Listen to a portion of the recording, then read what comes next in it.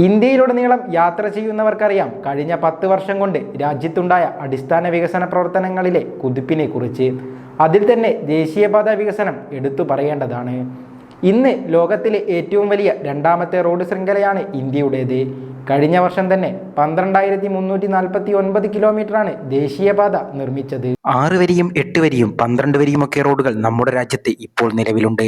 യുദ്ധവിമാനങ്ങൾ പോലും നമ്മുടെ റോഡുകളിൽ ലാൻഡ് ചെയ്യുന്നു.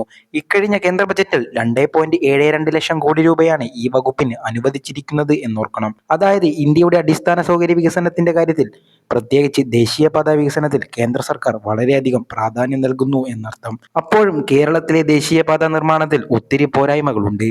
എപ്പോഴും പണി തന്നെയാണ്.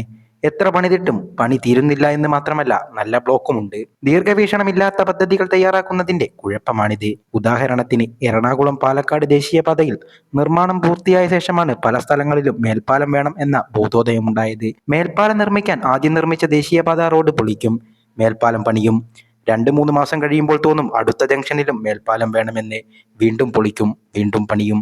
ഇത് തന്നെയാണ് വർഷങ്ങളായി നടക്കുന്നത്. കൊട്ടിഘോഷിച്ച് കുതിരാൻ തുരങ്കം തുറന്നു കൊടുത്തു. അധികം വൈകാതെ ഒരു ഭാഗം കെട്ടിയടച്ച് വീണ്ടും പണി തുടങ്ങി. ദേശീയപാതയിൽ മുഴുവൻ പണി നടക്കുകയാണെങ്കിലും മണിക്കൂറുകളോളം ദേശീയപാതകളിൽ ബ്ലോക്കുകളാണെങ്കിലും ടോൾ പിരിവ് നിർബാധം തുടരുന്നുണ്ട് എന്നത് എടുത്തു പറയേണ്ടതാണ്. ദേശീയപാത അതോറിറ്റിയുടെ തലപ്പത്തിരിക്കുന്നവർ എന്താണ് ചെയ്യുന്നതെന്ന് പലപ്പോഴും തോന്നിയിട്ടുണ്ട്. ഒരാസൂത്രണവും ഇല്ലാത്തത് കൊണ്ടാണ് ഓരോ മാസവും ഓരോ ജംഗ്ഷനിലും പുതിയ മേൽപ്പാലവും മറ്റും പണിയാൻ നിർമ്മാണം പൂർത്തിയായ റോഡ് കുത്തിപ്പൊളിക്കേണ്ടി വരുന്നത്. ഇനി ജനങ്ങളുടെ നികുതി പണം തിന്നു മുടിക്കാൻ വേണ്ടി മനഃപൂർവ്വം ചെയ്യുന്നതാണോ എന്നും അറിയില്ല. വർഷങ്ങളായുള്ള യാത്രാ ദുരിതം ജനങ്ങൾ കണ്ടില്ല എന്ന് നടിക്കുന്നത് അധികം വൈകാതെ മികച്ച റോഡുകളിലൂടെ യാത്ര ചെയ്യാൻ സാധിക്കും എന്നതുകൊണ്ട് മാത്രമാണ്. പക്ഷെ ഇപ്പോൾ ഉണ്ടായിരിക്കുന്ന അപകടം അശാസ്ത്രീയമായ നിർമ്മാണം കൊണ്ടുണ്ടായതാണ് എന്ന് ഈ രംഗത്തെ വിദഗ്ധർ തന്നെ എടുത്തു പറയുന്നു. വലിയ പദ്ധതികളിൽ ചെറിയ വീഴ്ചകൾ ഉണ്ടാകുമെങ്കിലും കേരളത്തിലെ ദേശീയപാത വികസനത്തിൽ വലിയ പിഴവുകളുണ്ട് എന്നത് സ്ഥിരം യാത്ര ചെയ്യുന്നവർക്ക് മനസ്സിലാകും. ആസൂത്രണത്തിൽ തുടങ്ങി നിർമ്മാണത്തിൽ വരെ വലിയ വീഴ്ചകളുണ്ട്. ജനങ്ങൾ നികുതിയും ടോളും നൽകണം, എന്നിട്ട് പൊട്ടിപ്പൊളിഞ്ഞ റോഡുകളിലൂടെ യാത്ര ചെയ്യുകയും വേണം. മണിക്കൂറുകൾ ബ്ലോക്കിലും കിടക്കണം എന്ന് പറഞ്ഞാൽ അത് നടക്കില്ല. അതുകൂടാതെയാണ് നിർമ്മിച്ച ദേശീയപാതയുടെ ഭാഗം തകർന്നതും. വീഴ്ചകൾ കണ്ടില്ല എന്ന് നടിക്കരുത്. പ്രശ്നങ്ങൾ ഇപ്പോൾ പരിഹരിച്ചില്ല എങ്കിൽ ഭാവിയിൽ അത് കൂടുതൽ ദോഷം ചെയ്യും. രാഷ്ട്രീയമല്ല, ഇത് നാടിന്റെ വികസനത്തിന്റെ കാര്യമാണ്. കേരളത്തിലെ ദേശീയപാത നിർമ്മാണത്തെക്കുറിച്ച് സമഗ്രമായ ഓഡിറ്റിംഗ് നടത്തുക തന്നെ വേണം. നിർമ്മാണം പൂർത്തിയാക്കാതെ എപ്പോഴും നിർമ്മാണ പ്രവൃത്തികൾ തുടരുന്നതിന് പിന്നിൽ അഴിമതി ഉണ്ടോ എന്നതും അന്വേഷിക്കണം. മലപ്പുറം ജില്ല കൂരിയാട് ഭാഗത്ത് ഭീകരമായി കെട്ടിപ്പൊക്കിയ ദേശീയപാത ഇപ്പോൾ റോഡിലേക്ക് നിലം പതിച്ചിരിക്കുകയാണ്. ദേശീയപാത നിർമ്മാണവും നിർമ്മാണ കരാറും സൂപ്പർവൈസിംഗ് ജോലികൾ നിർവഹിക്കുന്നത് ദേശീയപാത അതോറിറ്റി തന്നെയാണ്. നാളെ ടോൾ പിരിക്കാൻ കരാർ നൽകുന്നതും ഇതേ അതോറിറ്റി തന്നെയാണ്. കേരളം അവിടെ എന്താണ് ചെയ്തത് എന്ന് ചോദിച്ചാൽ, യാഥാർത്ഥ്യമാകില്ല എന്ന് കരുതിയ ഒരു തലമുറയുടെ സ്വപ്ന പദ്ധതിക്ക് എല്ലാ പ്രതിബന്ധങ്ങളെയും അതിജീവിച്ചുകൊണ്ട് നമ്മുടെ ജനങ്ങൾക്ക് വേണ്ടി കാസർഗോഡ് മുതൽ തിരുവനന്തപുരം വരെ സ്ഥലമേറ്റെടുത്ത് നൽകി എന്നത് മാത്രമല്ല, ചരിത്രത്തിലാദ്യമായി ഒരു സ്റ്റേറ്റ് സ്ഥലമേറ്റെടുക്കാൻ ദേശീയപാതയ്ക്ക് അങ്ങോട്ട് പണം നൽകി എന്നൊരു സവിശേഷത കൂടിയുണ്ട്. അതായത് എന്ത് തന്നെയായാലും ഇത് വന്നേ തീരൂ എന്ന ഇച്ഛാശക്തി, അത് നേട്ടമാവുകയും ചെയ്തു. നിർമ്മാണത്തിന് പലയിടത്തും ഗുരുതരമായ പ്രശ്നങ്ങളുണ്ട്. പലയിടത്തും വർഷങ്ങളായിട്ടും നിർമ്മാണം ചലിക്കാത്ത അവസ്ഥയുണ്ട്.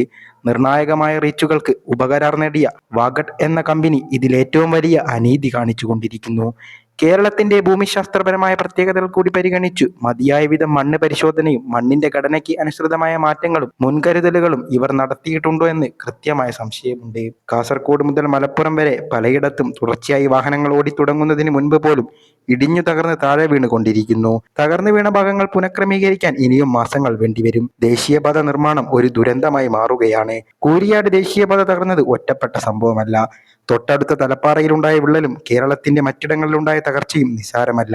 കൂരിയാട് മണ്ണിന്റെ കുഴപ്പമെന്ന് ന്യായം പറയുകയാണ് അധികൃതർ. മണ്ണറിഞ്ഞ് പ്രൊജക്ട് തയ്യാറാക്കണമായിരുന്നു. കൊളപ്പുറം മുതൽ കൂരിയാട് വരെ എലിവേറ്റഡ് ഹൈവേയാണ് വേണ്ടതെന്ന് സാമാന്യ ബുദ്ധിയുള്ളവരെല്ലാം പറഞ്ഞതാണ്. നിർമ്മാണത്തിലെ അശാസ്ത്രീയത സംബന്ധിച്ച് കഴിഞ്ഞ 1 വർഷത്തിലേറെയായി നേരിട്ടും ജനകീയ സമരങ്ങളിലൂടെയും ബോധ്യപ്പെടുത്തിയിട്ടും ബന്ധപ്പെട്ടവർ അത് പരിഗണിച്ചതേയില്ല. ദേശീയപാത നിർമ്മാണത്തിൽ കേരള പൊതുമരാമത്ത് വകുപ്പ് കുറ്റകരമായ അനാസ്ഥ കാണിച്ചിട്ടുണ്ട്. നിർമ്മാണത്തിന് മുമ്പ് ദേശീയപാതയുടെ അലൈൻമെന്റ് സംബന്ധിച്ച് ഒരു ചർച്ചയും ജനപ്രതിനിധികളുമായോ പ്രാദേശിക ഭരണകൂടങ്ങളുമായോ നടത്തിയില്ല. എല്ലാ ഉത്തരവാദിത്തവും ദേശീയപാത അതോറിറ്റിക്കാണെന്ന് പറഞ്ഞ് ഒളിച്ചോടി. പ്രാദേശിക എതിർപ്പുകൾ അവഗണിച്ചു. നിർമ്മാണം പുരോഗമിച്ചുകൊണ്ടിരിക്കെ പൊതുമരാമത്ത് വകുപ്പ് മന്ത്രി തന്നെ അവകാശവാദവുമായി രംഗത്ത് വന്നു. ഇപ്പോൾ ദുരന്തമുണ്ടായപ്പോൾ വീണ്ടും ദേശീയപാത അതോറിറ്റിയെ തന്നെ കുറ്റപ്പെടുത്തുന്നു.